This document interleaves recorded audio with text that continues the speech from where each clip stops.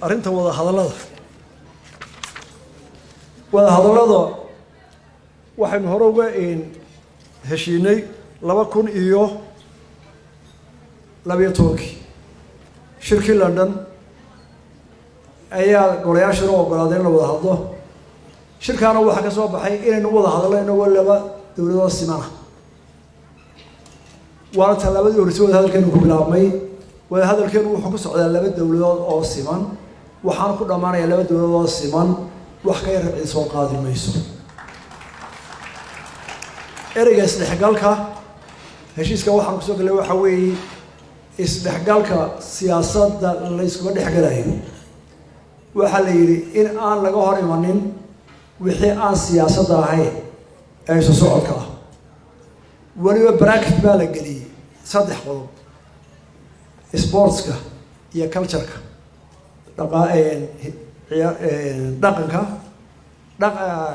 culture dhaqanka iyo ciyaaraha oo ku cusub waayo business horteebo bilaabmay lacagteena iyo shirkadda isku muraaqay isu socodku dad Soomaaliyeed oo walaalo uu iska jir uu socdaa wixii isdhexgalaya horta siyaasad iyadoo way reeban tahay sida uu sheegay gudoomiyaha baarlamaanku xeer baa joojiyay kuma jirto qofkii siyaasi ama siyaasad u taga intuu iska taga siyaasad ka qayb galay waa dambiil qaran isdhexgalka kale wuxuu ku xidhnaanayaa inaynu nahay masalan koox ciyaar shaabta kubadda yaa la doonaya inay tagto koox waa inay tagaan iyagoo baasaboorka Somaliland sita oo dawladda Somaliland dirtay oo magaca Somaliland ku ciyaaray koox muusiga tagaysa ama koox tagaysa waxay tagaysaa baasaboor Somaliland iyo calanka Somaliland iyo magaca Somaliland qof kaliya uu tagi kara qof muraadi hadduu socdo waayirki laakiin wixii institution ama kooxi waxay ku tagi karaan baasaboor Somaliland calanka Somaliland magaca Somaliland fiisa ka soo yeesaysa Muqdisho waa loogu dhufanayaa haddii inta la waayo cidina tagi mayso waayo isgaadi mayno iyagu ma ogola inay saa yeelaan fiisa bixiyaan waxaynu arkaan gobolada waqooyiga inaguna tabayo ka tabaye waxaan wareer laba dawladood nahay qof aan fiisa calanka Somaliland iyo baasaboorka Somaliland loo fiisaynayni isugu tagi mayno ma xili karno shaqa lacagta isdhex gashay businesska isdhex galay ma xili karo dee qofka saddegiis oo siyaarinaya ama qofka ka u tagaya ama qofka shakhsiga muraadkiisa tagaya imika hadda rabada dhinac wada socda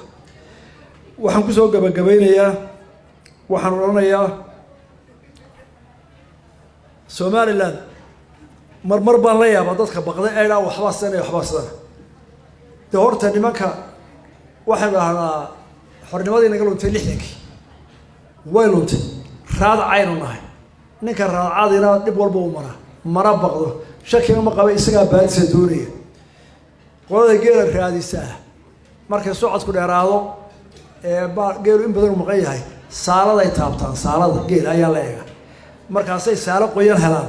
dabeetana iyagoo 7 cisho qatana orday bay hadal haduu dhow yahay daalkii uu ka baxaa anigu waxaan qabaa maanta inuu saalo qoyan hayno oo baadidii aynu doonay ay dhowdahay oo meel laga daariyo meel laga wada cabida inaan joogin labadana iyaga ayaa wax la dhumanayo waxaan lahayn sheeganayo inay baqdaan inagu inaynu baqanaba maaha waayo dhammaanteen gurood baynu nahay xorriyadeena lutilixinkii waan inuu simanahay